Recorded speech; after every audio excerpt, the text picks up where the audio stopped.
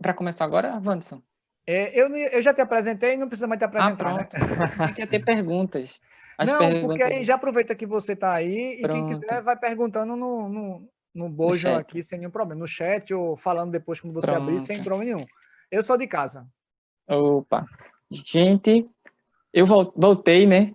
Toda vez que eu estava tentando colocar a apresentação, aí o Zoom travava. Mas agora eu acho que agora vai. Então, quero agradecer a meu xará, né? Bruno, disse ele, converte em PDF para ver se dá. Eu já estava já convicto que eu ia apresentar sem slide, porque dava também para apresentar, mas eu acho que a imagem é muito importante. Então, eu também vou dar uma acelerada para a gente não ficar muito preso, né, ao que está escrito, mas a minha intenção, como eu falei anteriormente, é provocar vocês, é sensibilizar vocês. Então, no final, eu queria que todo mundo terminasse com a interrogação maior ainda na cabeça. Então, se você terminar esse momento achando que está tudo bom, né, que está tudo mil maravilha, não, não. Eu quero que você se sinta provocado para a gente tentar até ressignificar o momento que a gente está vivendo. Teve uma frase aí que Wanderson colocou, que foi trocar o motor do avião, né? Uma frase que eu estou dizendo muito é trocar o pneu do carro, com o carro em movimento, porque diante da pandemia a gente não teve tempo, né, de se preparar para tudo isso que está vivendo. E é um consenso, minha gente. Uma das coisas que mais foi influenciada durante a pandemia foi a nossa espiritualidade, né? Não sei vocês, mas eu estou batendo altos papos comigo mesmo, eu estou conversando muito comigo mesmo, né? E estou batendo esse papo que mostra para a gente as nossas fragilidades, as nossas fortalezas, né? As frustrações que são colocadas também. Então, eu fiz essa ponte da gente falar da espiritualidade com a saúde também no momento que a gente está vivendo.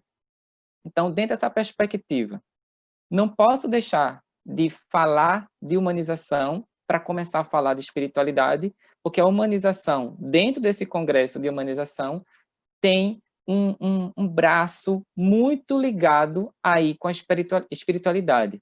Então, a humanização, como a gente já sabe, o ato ou efeito de humanizar, né, não é uma técnica, uma arte, ou muito menos um artifício. A gente precisa viver a humanização. Eu sou professor da universidade da disciplina de humanização também, para o curso de medicina.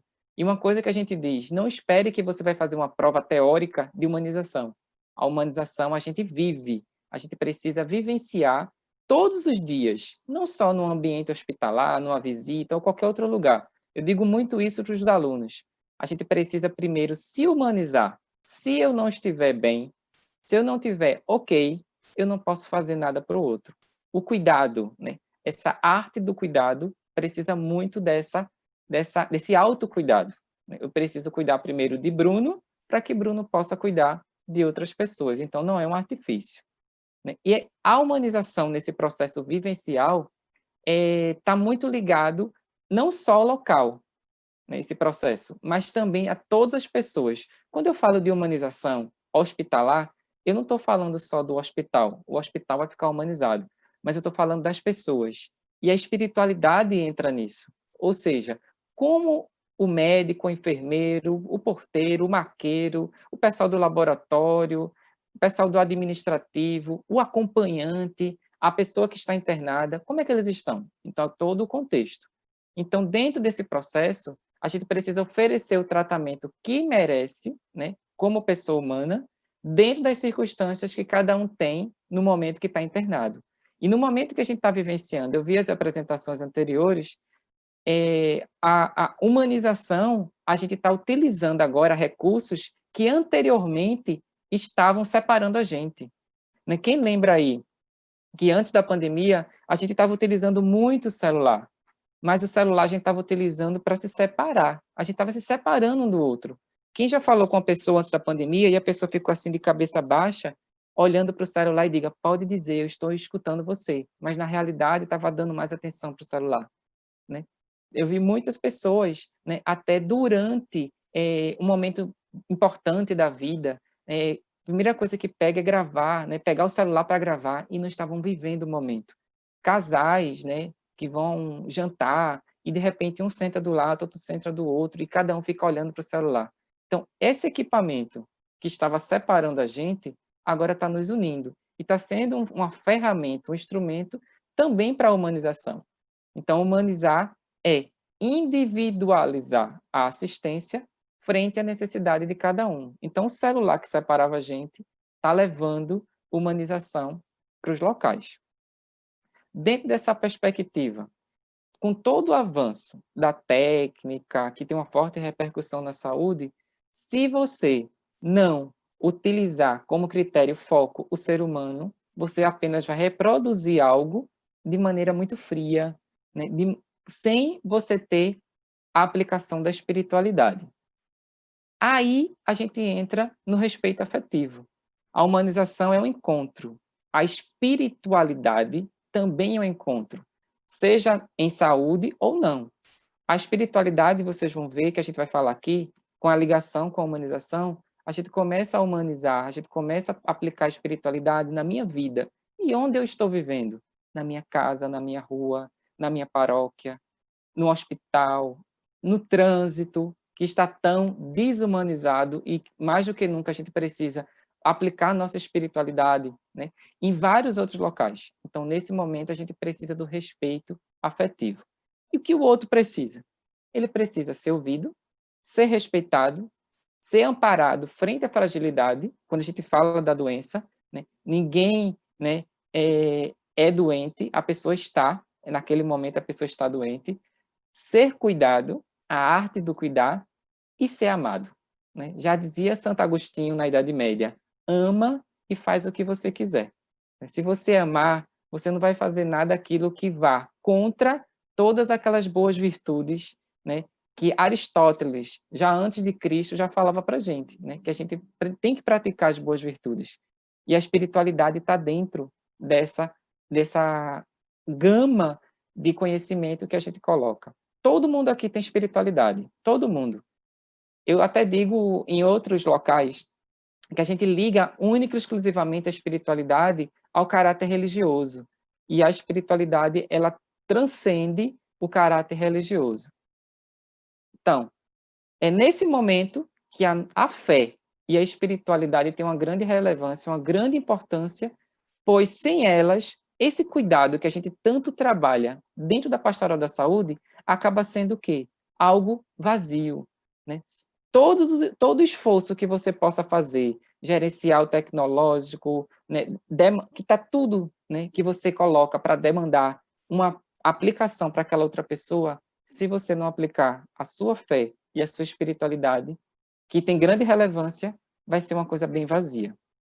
Dentro dessa perspectiva, a própria palavra hospital vem do latim, que significa casa de hóspede. A pastoral da saúde tem como um grande local de atuação o hospital. Agora, há muito tempo, o hospital deixou de ser, né, de ter aquela hospitalidade. E a hospitalidade que a gente coloca é relacionada à humanização e à espiritualidade.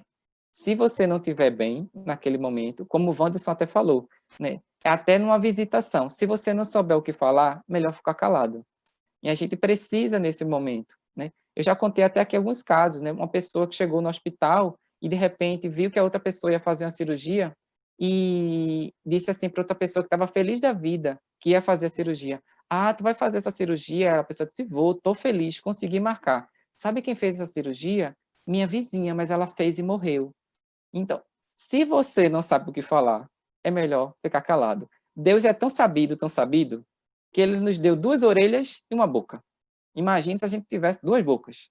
Então, Deus nos deu 2 orelhas e uma boca justamente para a gente escutar mais e falar menos. Então, a gente precisa fazer novamente, aplicar tudo que a gente conhece, que a gente sabe, a nossa espiritualidade dentro do hospital. Estou falando do hospital, mas tem as outras formas também que a pastoral atua, para transformar realmente o hospital na hospitalidade que a gente precisa para tratar o outro como gostaria, né, que até a gente fosse tratado se estivesse naquele local. Então, dentro de tudo isso, dentro dessa preocupação da ação humanizadora, o que é que a gente coloca? Tem 5 ações que a gente pode fazer e uma está diretamente relacionada com a espiritualidade, que é levar a pessoa a tomar uma atitude de fé e esperança perante a dor. ou seja, aquela dor física e também a dor emocional. A gente precisa sempre trabalhar nossa espiritualidade para também trabalhar a espiritualidade do outro. Mas o que é espiritualidade, Bruno? A gente fala muito de espiritualidade e muitas pessoas até confundem, né? Espiritualidade com espiritismo, com várias outras coisas. A espiritualidade, a gente pode, eu fiz aqui uma tradução, né, do que a gente pode colocar numa linguagem bem simples. Quando alguém perguntar para a gente, a espiritualidade é um estilo de vida pautada pelo Evangelho, que vai visitar o que vai visa o quê? Visa imitar a pessoa de Jesus. Pronto, acabou. Isso aí é espiritualidade. É o estilo de vida que você está pautando aí em cima do Evangelho e que tem o objetivo de imitar a pessoa de Jesus. Então, a gente procura viver a nossa espiritualidade quando, com sinceridade, a gente começa a fazer valer aquelas palavras de São Paulo. Não sou mais eu que vivo, mas é Cristo que vive em mim. Isso é uma frase, minha gente, muito forte. E quando, né, imagine São Paulo falando isso. Quando você fala isso, você está vivendo a sua espiritualidade. Espiritualidade também a gente observa quando a gente coloca realmente a nossa fé, e essa fé que vai transcender, né, o imaterial e está centrada na graça de Deus. Quando eu falo da graça de Deus, eu coloco muito o quê? Eu coloco a gratidão. E é o que a gente vai falar e trabalhar também nesse momento. E não na prosperidade, naquela coisa que você fundamenta muito, mas é na compaixão, na gratidão, na fortaleza, na esperança, na felicidade, mas sabendo que a felicidade não é o tempo todo, né? Todo cristão sabe disso, ninguém é feliz o tempo todo, não tem uma partezinha na Bíblia que diga, vem e você vai ser feliz o tempo todo. Não, a gente passa por adversidades, a gente passa por frustrações. Em nenhum momento você vai observar isso no Evangelho. Vem, me segue e você vai ser feliz o tempo todo. Não. Vamos ser felizes, mas enfrentando todas as dificuldades. E sabendo que a gente se esvaziando, né, e se preenchendo pelo Espírito Santo, a gente consegue sim a felicidade. Mas não é uma felicidade que a gente vai encontrar em qualquer lugar. Ela já está dentro da gente, mas a gente precisa viver todas as emoções. Por isso, eu sou cristão, eu sou católico, mas eu fico triste, eu fico com raiva, eu tenho medo, eu preciso, como ser humano, viver todas as emoções. Fuja de uma pessoa que diz para você, eu sou feliz o tempo todo, eu não tenho medo. Você já encontrou uma pessoa dessa? Eu já encontrei. Eu não tenho nem raiva. Eu digo, não, gente, eu tenho raiva. Eu tenho medo. E a gente precisa sentir isso. Eu vou explicar para vocês direitinho nas 3 fases que a gente observa que a gente está trabalhando a nossa espiritualidade no momento de pandemia. Então, dentro, uma terceira explicação para o que é espiritualidade é que a gente busca aí um significado para a vida, por meio de algumas ideias. Quem aqui, depois de um momento de dificuldade, sentiu que cresceu? Depois que a gente leva um baque, depois que a gente leva uma queda, a gente cresce. E isso tem várias pesquisas mostrando. Sempre depois de um momento de crise, depois de um momento de dificuldade, a gente se sente muito mais forte. Porque a gente venceu o problema, a gente venceu o desafio. Então, eu sempre digo que nós somos mais fortes do que qualquer problema que a gente possa enfrentar. Mas muitas vezes o nosso maior inimigo somos nós mesmos. Agora, é importante a gente perceber que tem momento que a gente fica para baixo, mas a gente não pode potencializar na nossa vida as emoções negativas somente, né? Porque a gente precisa, né, perceber que quando a gente bebe dessa água, dessa fonte, e vive a nossa fé, a gente começa a vencer os obstáculos. Então, a gente não pode... Sabe aquela coisa de fé demais? Tem uma frase que eu vi uma vez, fé demais não cheira bem, né? Mas fé, um pouquinho de fé, também não. A gente precisa ter aquele equilíbrio, né? De sempre ter o pé no chão e perceber que a gente pode sim vencer as dificuldades a partir do momento que a gente se esvazia e se preenche, né, desse espírito que Deus nos deu, que Ele nos dá todos os dias e faz com que a gente viva essa espiritualidade que Ele também dá de graça. Aí eu entro no cenário que a gente está vivendo agora. Quem aqui não sentiu em algum momento da pandemia sentiu emocionalmente abalado. Todo mundo. Eu, como microbiologista e como um profissional também da área de saúde emocional, eu me vi dividido. Eu me vi, de um lado, como microbiologista, eu acredito no vírus, o vírus existe, infelizmente tem vários irmãos que estão morrendo e vários estão sendo infectados, mas ao mesmo tempo eu percebi que a nossa saúde emocional, ela acabou também se abalando muito. A primeira coisa que abalou a nossa saúde emocional foi o medo. Quem aqui não sentiu medo? Eu acho que todo mundo sentiu medo. Mas o medo que a gente pode se preocupar é aquele medo que paralisa a gente. Eu senti medo. Gente, eu indo para o supermercado, né, por conta da pandemia, como eu tenho pessoas na minha casa que são do grupo de risco, eu não fui para o hospital, não fiquei indo para o hospital. Trabalhei em casa, aula em casa, fiz também até alguns atendimentos da parte de saúde emocional em casa, tudo em casa. Só saindo para supermercado, farmácia, né, é o básico. Eu indo para o supermercado, se você observar, parece que é um Robocop. Parece um Robocop, porque eu vou máscara, óculos, né? Quando chego em casa, correndo para tomar banho. Por quê? O medo. O medo daquele inimigo comum, que é o vírus. Aí o que foi que eu fiz no início? Eu não podia ir para algum lugar para ajudar, por exemplo, hospital, né? Eu comecei a usar a internet para levar informação, o WhatsApp para levar informação. Então, o que é o vírus, como se transmite, comecei a gravar vídeo também e comecei a espalhar, né? A televisão começou também a me procurar. Eu me lembro que em abril, logo depois, né, foi entrevista de manhã, entrevista de noite, entrevista de tarde, e trabalhando o quê? A saúde emocional, porque as pessoas estavam abaladas. A gente começou a trabalhar até etiqueta respiratória, minha gente. A gente não sabia espirrar. A gente não sabia tossir. Quem anda de ônibus lotado sabe o que eu estou falando. Você estava andando e de repente alguém espirrava atrás de você e você sentia o seu cangote todo molhado. As pessoas reaprenderam a espirrar.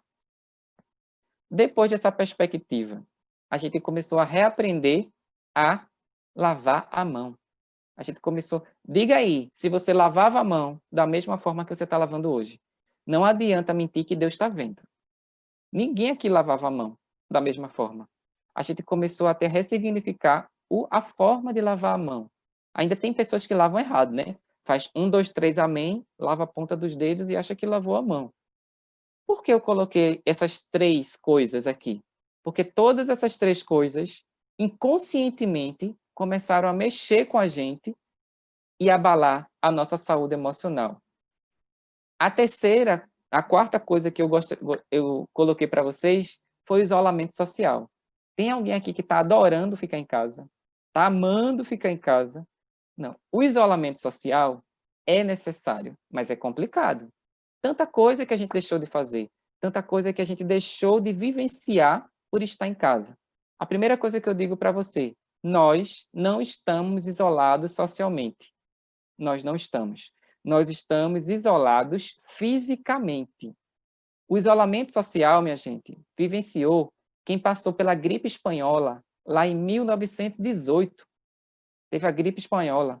As pessoas naquela época não tinham internet, não tinham computador, não tinham celular. Imagine você passar por essa pandemia e não ter internet, não ter celular, não ter computador. Eu não estou isolado de vocês. Se eu tivesse isolado, eu não estaria falando com vocês agora.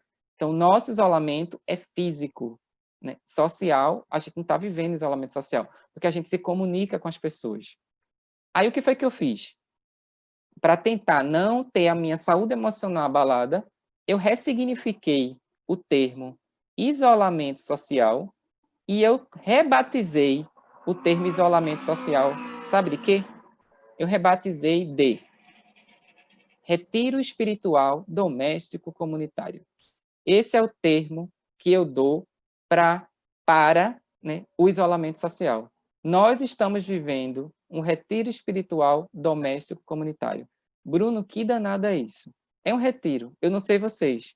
Quando a gente, né, vai para o Congresso de Humanização, a gente não fica em retiro? A gente sai da casa da gente, ou qualquer outro retiro da igreja. A gente sai da casa da gente e vai para algum lugar. Sendo que esse retiro, eu não precisei sair da minha casa. Eu saí do mundo e fiquei dentro da minha casa. Então, é um retiro espiritual. É espiritual por quê? Nunca as pessoas trabalharam tanto a espiritualidade como o momento que a gente está vivendo agora. Quem está dizendo isso não é Bruno. São pesquisas científicas mostrando que o ser humano está trabalhando muito a espiritualidade nesse momento de pandemia. Então, é um retiro espiritual. Tem artigos comprovando. As pessoas estão rezando mais, as pessoas estão orando mais, fazendo prece, meditando. O número de pessoas que começaram a praticar meditação triplicou no Brasil. Meditação. Então, é um retiro espiritual. É doméstico? Por quê? Porque eu estou na minha casa.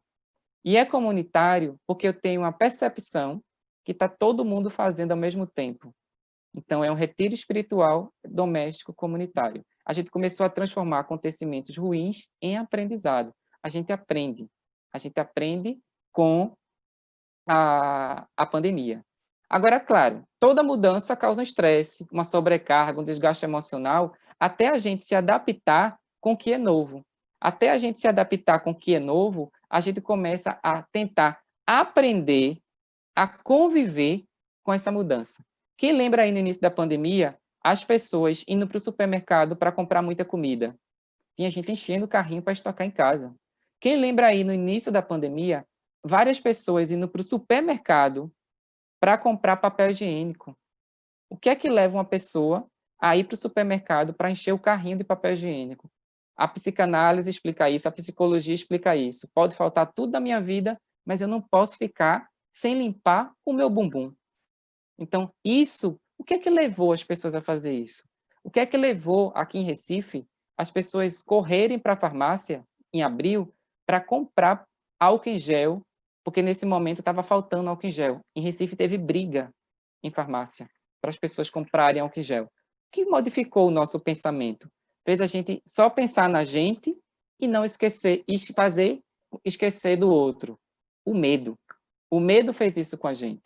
E a partir desse momento, o medo nos fez pensar em quê? O medo de adoecer, o medo de morrer, o medo de perder as pessoas que a gente ama, o medo de perder o emprego, o medo de ser excluído socialmente, de transmitir o vírus. Não sei vocês, mas quando eu saio para o supermercado, muitas vezes eu já volto pensando, eu acho que eu me contaminei. E o medo também que a gente tem de contaminar as pessoas que estão em casa. E nesse momento, o que é que a gente sente? Impotência diante de tudo isso que está acontecendo. Muitas pessoas se sentem improdutivas. Tem muitas pessoas que me mandam mensagem pelas redes sociais dizendo: Bruno, hoje eu estou me sentindo um lixo. Eu não estou conseguindo fazer nada em casa, eu não estou conseguindo passar uma vassoura, eu não estou conseguindo escrever, não estou conseguindo estudar. Sabe o que eu digo? Converse com você mesmo. Porque o momento que a gente está passando é um momento difícil, é um momento histórico. E ninguém, no momento de dificuldade que a gente está passando, vai produzir e conseguir fazer as coisas do dia a dia da mesma forma, como se nada disso tivesse acontecendo. Então, não se culpe, não se martirize. Nesse momento, é natural você ter algum dia que você não esteja se sentindo bem.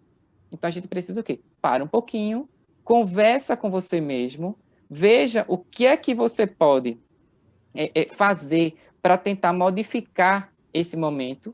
E eu vou dizer aqui algumas dicas também para a gente fazer, porque muitas vezes você está irritado, angustiado, sentindo triste, porque a gente está longe, por exemplo, das celebrações, das festas, das confraternizações. Isso começa a causar na gente pensamento negativo. Sabe o que eu escutei de muita gente? Bruno, eu estou muito triste. Lembra que no início as igrejas estavam fechadas? Aí muita gente dizia assim, a igreja fechou, Bruno, a igreja fechou. Não, gente, a igreja não fechou. O que fechou foi o templo. Deus é tão bom, que ele fez em cada lar, em cada família, a igreja.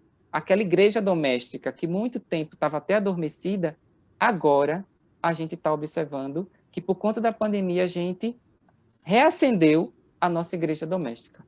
Então, nesse momento, a gente também, não foi a igreja que fechou, o que fechou foi o templo. E Deus se fez presente em todas as casas nesse momento de dificuldade. Depois disso, o caminho que eu falei para vocês. São 3 caminhos, 3 momentos que nós passamos. O primeiro momento é de medo, o segundo momento é de aprendizado e o terceiro momento é de crescimento.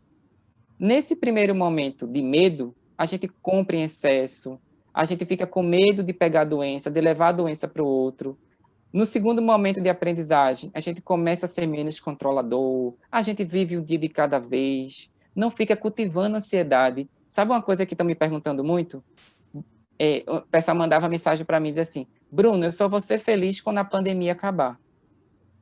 Não sei se vocês falaram isso, ou se vocês já escutaram isso de alguém. Só vou ser feliz quando a pandemia acabar. Aí eu pergunto, você sabe quando a pandemia vai acabar? Eu não sei.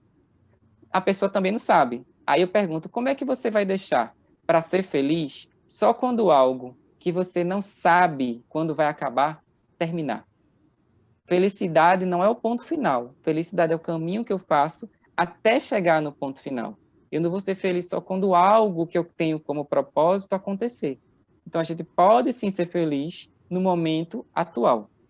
Depois desse momento de aprendizagem, a gente passa para o terceiro momento, que eu acho que é que a gente está vivendo muito, que é o de crescimento. A gente encontra um propósito, a gente pensa mais nos outros, começa a vivenciar a solidariedade, a gente vive a fraternidade, a gente começa a praticar a gratidão, a gente vive o presente, a gratidão que a gente começa a praticar. A gratidão, dentro da espiritualidade, mostra que a gente deve perceber o que a gente tem e não o que nos falta. Nesse momento, a gratidão, ela potencializa na gente aquelas emoções positivas que vão fazer a gente ficar feliz. Veja a ligação muito íntima da espiritualidade com a felicidade. Dentro dessa perspectiva, como é que eu vou agradecer? Dizer gratidão não é a mesma coisa que obrigado. Dizer obrigado é educação. Gratidão, ela vai fazer você focar no que você tem e não no que lhe falta. Hoje, eu sou grato por isso aqui, ó. Beber água.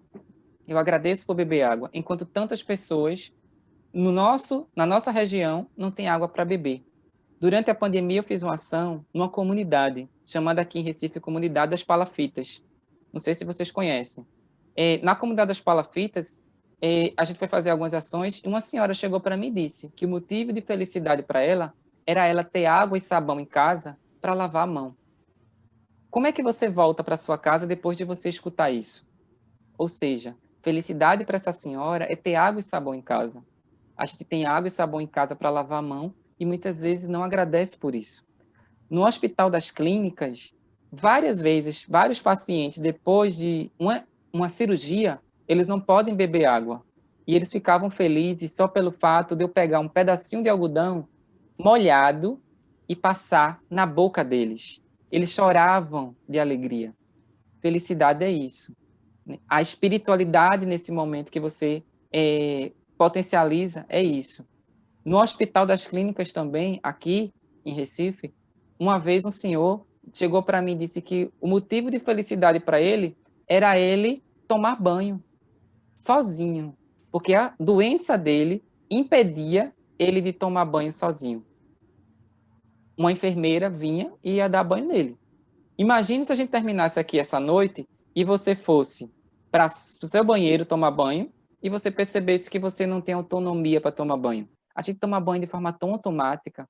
Gente, eu tomo banho agradecendo o sabonete, o shampoo, a água, o chuveiro, a toalha. Eu agradeço por tudo. Eu agradeço por ter movimentos que me permitem sentir o meu corpo e tomar banho. Tomar banho. Sentir a água cair na sua cabeça. Felicidade é beber água. Felicidade é tomar banho. Felicidade é fazer xixi e cocô. Peraí, Bruno, fazer xixi e cocô? Sim, eu agradeço. Eu agradeço a Deus toda vez que eu faço xixi. Porque tem muitas pessoas no hospital que não estão conseguindo fazer xixi. Tem muitas pessoas no hospital que o motivo de felicidade é fazer cocô. Isso mesmo, fazer cocô. Só vai receber alta depois que fizer cocô. Depois que fizer o número 2. E a gente faz de forma, ó, tão assim. Felicidade é fazer xixi, é fazer cocô. Felicidade é acordar todos os dias de manhã e conseguir respirar num momento em que tantas pessoas estão conseguindo respirar apenas com a ajuda de um equipamento. Eu moro aqui em Recife, pertinho de um hospital de Covid. Eu estou aqui no meu quarto, eu estou com a janela fechada, a porta fechada, porque distante está passando ambulância. Eu sou grato pelo simples fato de estar vivo nesse momento em que tantas pessoas estão perdendo a vida por conta de tudo isso que está acontecendo. Gratidão. Foca no que tem e não no que lhe falta. E a solidariedade faz eu viver, né, ajudar o outro, e esse ajudar o outro me faz muito bem. Tem gente que pensa que ajudar o outro, servir, né, na pastoral, é só ajudar o outro. Não. A gente produz dentro do nosso corpo várias substâncias que vão promover na gente felicidade. Então, veja, a espiritualidade está ligada com a nossa fé e está ligada também com as emoções positivas e com a nossa saúde. Consequentemente, se você vive sua espiritualidade, você vai ser feliz, não o tempo todo, porque ninguém é feliz o tempo todo, e vai ter uma saúde muito mais completa. Vivendo o presente, não vivendo o futuro, ansiedade que está abalando muito a gente. A ansiedade é viver um futuro que a gente nem sabe como é que vai ser. A gente começa a valorizar o essencial nessa espiritualidade. Não sei vocês, mas eu estou usando um sapato só, a pandemia todinha. É o sapato que fica lá na porta de casa. E os outros sapatos, Bruno, estão guardados. E as roupas? Eu estou usando todas as roupas? Não. E a gente começou a perceber que o menos é mais. Tanta coisa que a gente achava que era necessária na nossa vida, a gente está observando agora que consegue viver sem. Eu consigo viver sem fazer tanta coisa. Né? Eu nado, eu deixei de nadar por conta da pandemia. Eu corro na praia, deixei de correr. Né? Eu faço capoeira, eu deixei de fazer capoeira. Tanta coisa que eu faço e eu deixei de fazer e eu consegui perceber que eu consigo viver sem. E a gente começa a se entregar, cultiva a nossa fé viva. A gente precisa perceber isso. E vive a nossa saúde espiritual percebendo que ela é um elo para todas as outras formas de saúde que a gente tem. E a gente precisa perceber que ser humano é viver todas as emoções. Como é a minha espiritualidade nesse momento? Quem tem uma espiritualidade, né, vive a espiritualidade, tem raiva? Tem. Raiva é uma emoção. Quem tem espiritualidade fica triste? Fica. É uma emoção. Fica com medo? Fico. Eu fiquei, minha gente, com raiva. Tive raiva, né? Quando eu vi o que estava acontecendo com o Pantanal. Estavam queimando o Pantanal. Fiquei com raiva. Bruno fica triste? Fica. Fiquei triste quando eu vejo pessoas passando fome nesse momento que a gente está vivendo. Num país que a gente produz tanta comida, é inadmissível a gente ter pessoas passando fome. É inadmissível. Com todo o desvio de verba que a gente vê também para o SUS, isso me faz ficar triste. Ai, peraí, Bruno tem medo, Bruno fica triste, Bruno tem raiva, mas Bruno é professor de felicidade, Bruno é professor de humanização. Sim, eu fico, porque eu sou ser humano. Você que está aí vendo, você precisa viver todas as emoções. Ninguém é o tempo todo feliz, ninguém é o tempo todo triste, ninguém é o tempo todo raivoso. Nossa vida é uma montanha-russa. Foi isso que eu falei no Globo Repórter, né, que passou, né, no ano passado, em outubro, sobre felicidade. E a gente falou também de espiritualidade. Quando eu vivo todas as emoções, quando eu estou em cima, eu estou vivendo as emoções positivas, e quando eu estou embaixo, nessa montanha-russa da vida, eu estou vivendo as emoções negativas. Então, opa, onde já deu tosse. Então, a felicidade não é o destino, né, o ponto final, mas sim o caminho. Felicidade não é o ponto de chegada, mas é o caminho que a gente faz até chegar lá. E esse caminho tem frustração. A gente começa a viver essas frustrações e a aprender com ela. Tudo que eu fiz na vida deu certo? Não. Tudo que eu fiz na vida e deu errado é aprendizagem. Então, a gente precisa sempre acreditar nisso. Uma coisa que a gente coloca como ligação é a espiritualidade com a compaixão. Não sei se vocês já ouviram falar, ter piedade de uma pessoa, né? Ser simpático, né? Ser empático e ter compaixão. A gente usa muito empatia. Esse engajamento que a espiritualidade faz, que ela nos dá, ela divide aí em duas formas de empatia, a empatia cognitiva e afetiva. A cognitiva é eu entender o outro, e a afetiva é eu sentir o outro. Então, quando a gente fala de empatia, tem algo que é além da empatia, que é a compaixão. A empatia faz eu sentir com você. Eu me coloco no seu lugar. Mas se a gente parar na empatia, acabou. A gente não vai fazer modificação na vida do outro. O que é que o agente de pastoral faz? Ele pratica compaixão. Ele pode até ser empático, mas ele vai além, por conta da espiritualidade que vai agir em você ver que o outro está sofrendo e você não vai querer que ele continue sofrendo. A partir daí você vai ter essa ação compassiva. A partir daí a gente vai ter o propósito, a nossa resiliência, que é aquela capacidade que a gente tem de voltar ao estado inicial, depois que a gente sofre bem muita pressão, a gente vai ter, e até a mortalidade, porque vários estudos mostram que diminui em mais ou menos 30% quando a gente pratica a nossa espiritualidade e pratica também, potencializa a espiritualidade no hospital. Tem vários artigos mostrando isso. Então, o momento difícil que você passa, um momento de dificuldade. Isso que está acontecendo agora aqui no mundo. Sabe o que eu procuro e faço uma pergunta para mim mesmo? Eu sempre pergunto, o que essa situação pode me ensinar? O que essa situação tem para me ensinar? E a gente aprende muito nesse momento. Então aqui, rapidamente, eu vou mostrar para vocês, ó, isso aqui são todas pesquisas que mostram que a espiritualidade tem aplicação no hospital. Crianças internadas recebem mensagem de esperança e fé, tem comprovação, ficam muito mais ativas ao tratamento. O significado, né, da intervenção médica e da fé religiosa com o paciente idoso com câncer, né, a fé ajuda muito para o enfrentamento da doença, foi publicada aqui em 2008. Pacientes que têm fé respondem melhor ao tratamento. Então, rezar. Quando a gente reza, minha gente, a gente ativa essa partezinha aqui do cérebro, ó, que eu estou apontando aqui, chamado lobo frontal. Essa partezinha da testa. A gente respira até melhor, está comprovado cientificamente. O seu coração bate melhor, capacidade cardiorrespiratória, o seu intestino funciona melhor, o sistema imunológico fica muito mais forte, né? A capacidade respiratória e o cérebro, essa partezinha daqui que fica ativada, só é observada em pessoas felizes. Rezar faz você ficar feliz, minha gente. Então, está comprovado, foi uma pesquisa que foi realizada com ressonância e mostrou isso. A fé pode ajudar muito o tratamento, reduz o risco de morte em 30%. Então, no hospital, sempre o primeiro lugar que eu vou é algum lugar da fé. Sempre tem um lugarzinho da fé nos hospitais. A ciência comprova que o sistema imunológico, sistema de defesa, fica fortalecido, hipertensão, os sinais vitais, né, respiração, a capacidade, né, cardiorrespiratória, tudo fica aí muito mais equilibrado e normalizado.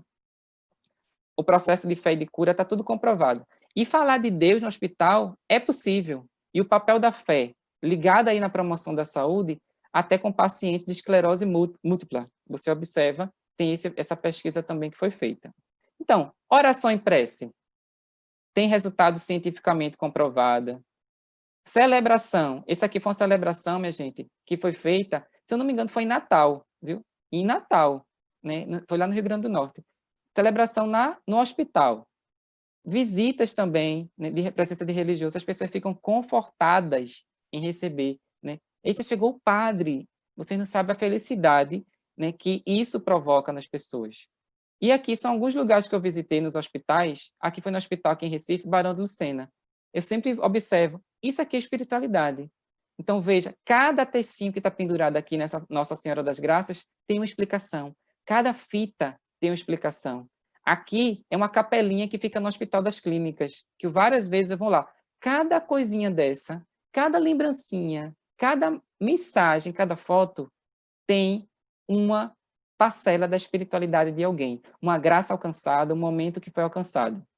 Aqui é lá no hospital também, lá no Hospital das Clínicas. Aqui é na maternidade, né, tem o menino Jesus, lá na UTI neonatal. Esse menino Jesus nunca saiu de lá. E ele fica virado, eu não botei para o lado de cá, porque aqui fica toda a parte das crianças, ele fica olhando para as crianças que estão na UTI.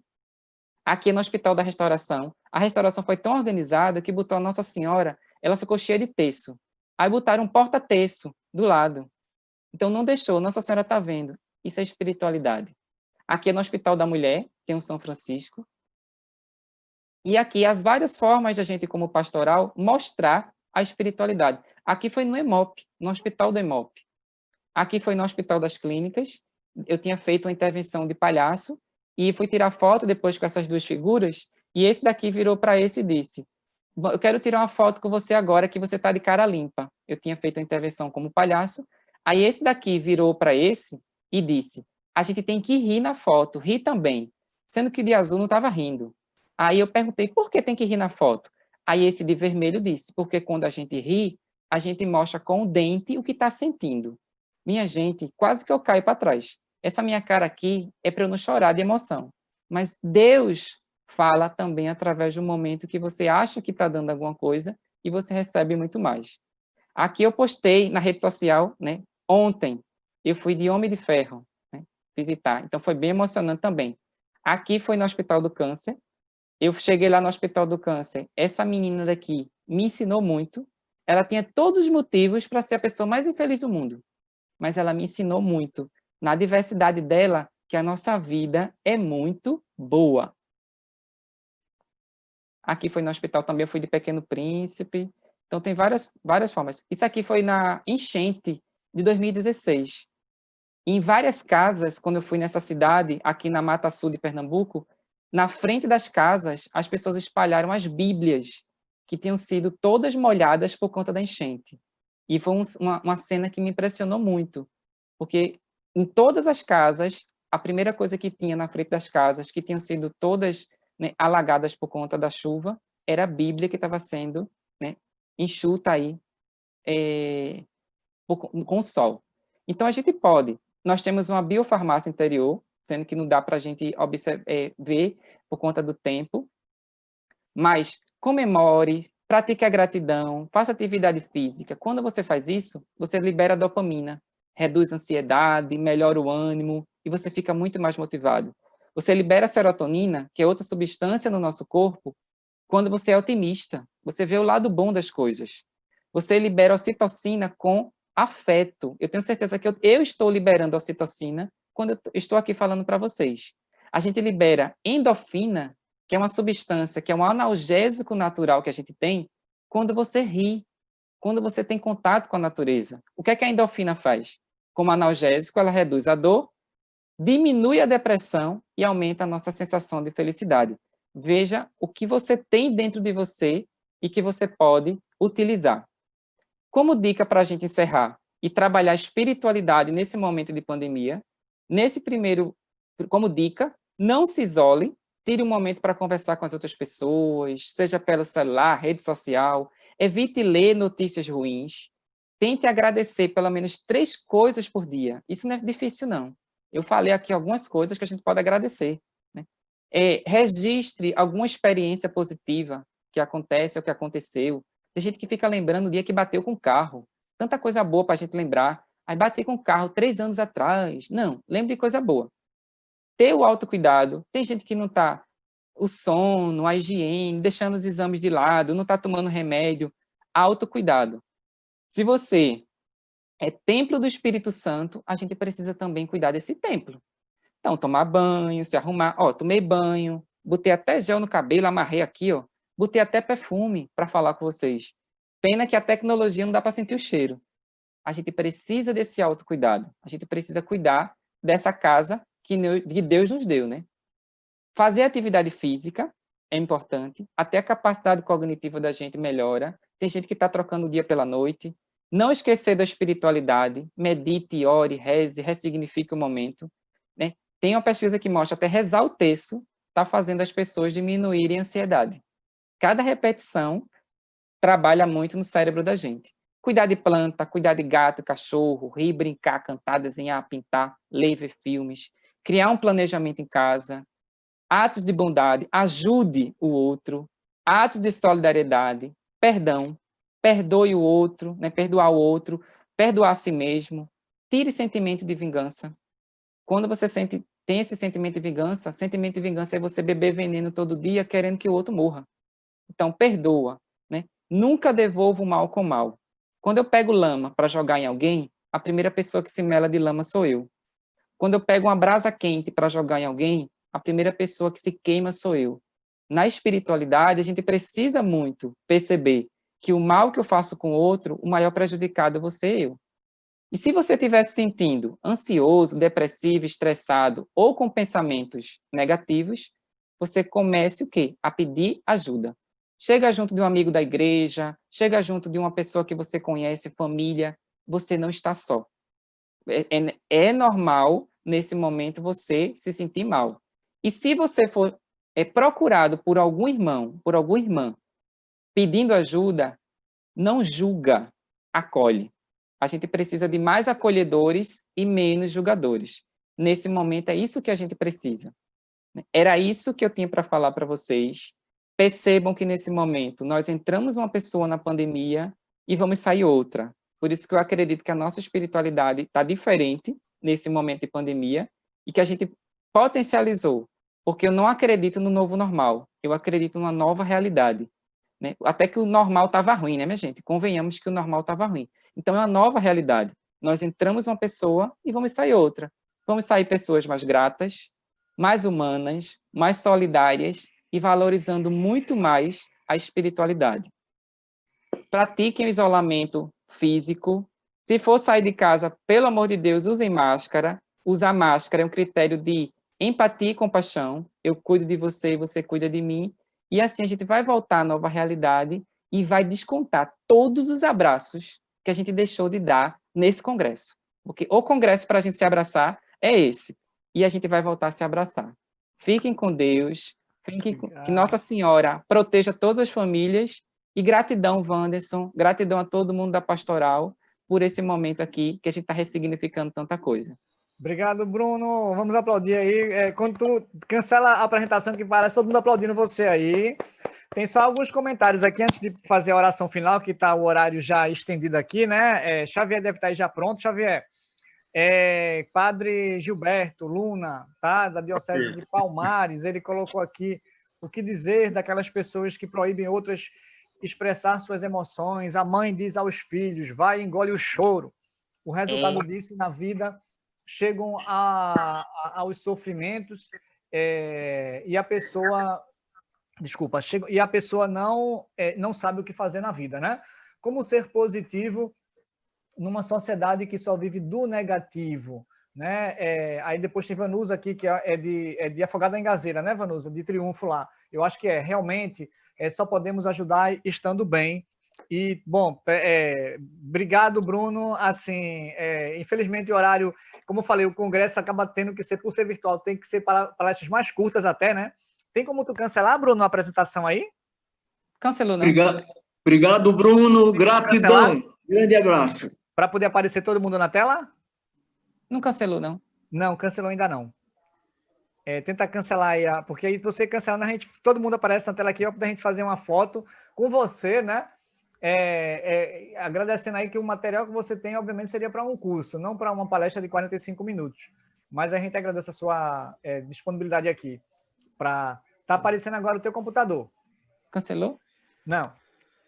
Tá aparecendo o computador agora. Mas assim, vamos lá, vamos seguir aqui. Queria agradecer a todos, tá? Presentes aqui. Queria pedir para Xavier fazer o momento final agora, tá? Eu não sei se Dom Manuel tá na nossa live ainda, não, que ele ficou de sair. Bruno Melo, tem como cancelar a apresentação Estou tentando. Pronto. Deixa eu ver se a gente consegue cancelar aqui. Parei. Porque... Parou? Parei. Pronto. Tá todo mundo agora na tela. Aí fica melhor, assim, vendo todo mundo, né? Pra gente tirar uma foto. Obrigado, viu, Bruno? Todo mundo na tela aí e tal, né?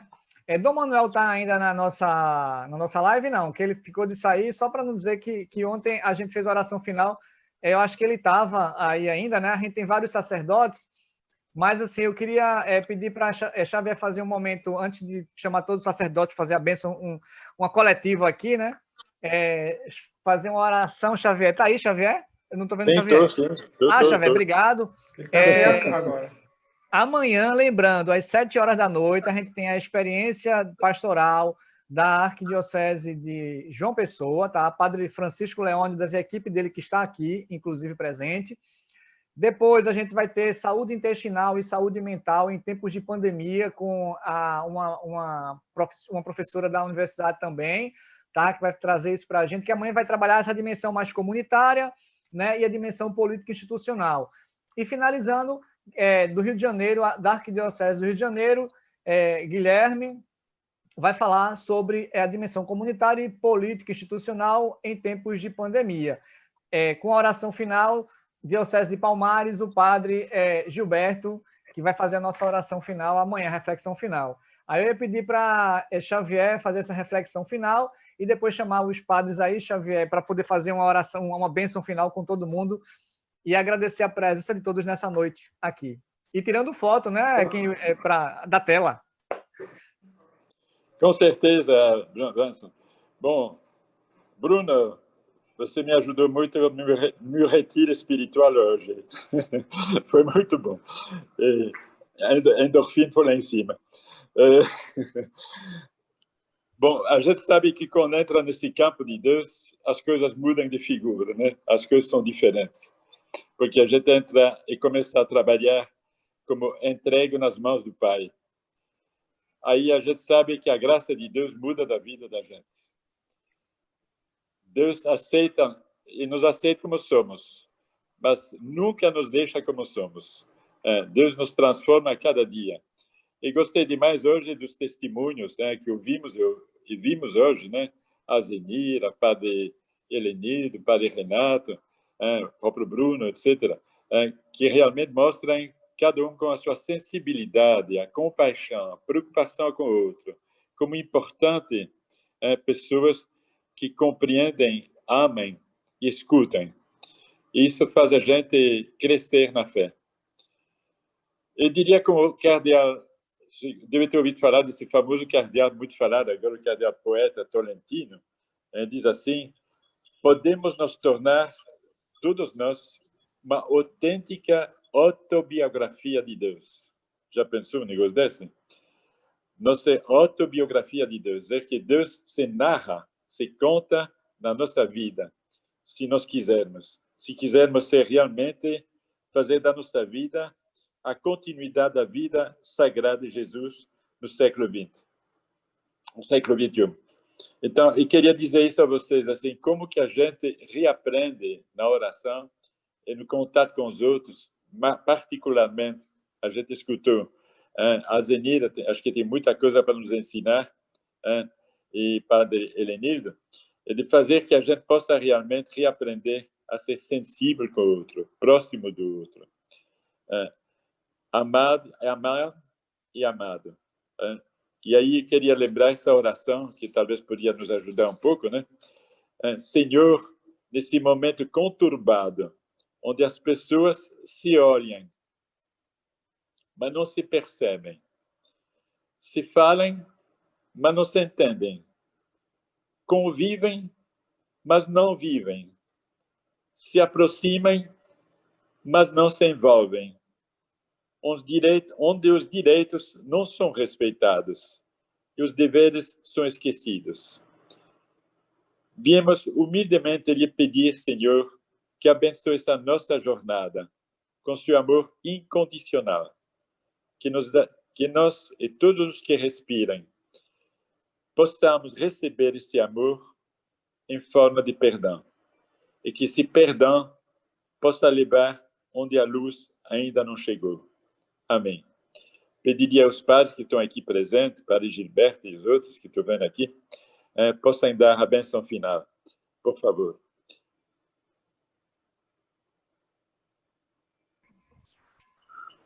Obrigado, Xavier. Pode ser qualquer padre. Como tem muitos padres, pode ir com o primeiro que pode liderar o processo aí. Não se acanhe, não, para a gente ir embora. Senão a gente vai ficar até meia-noite aqui esperando a bênção final. Fica não, que eu quero dormir. O Senhor esteja convosco. Abençoe Deus Todo-Poderoso, em nome do Pai, do Filho e do Espírito Santo. Sobre nós e permaneça para sempre. Amém. Amém. Muito obrigado. Muito Pessoal, obrigado mesmo. Ótimo. Até amanhã, nosso último dia, né? Quem puder tirar a foto aí, que eu esqueci de tirar o print, Elisângela, pode ajudar aí, tirar um print aí, pode tirar?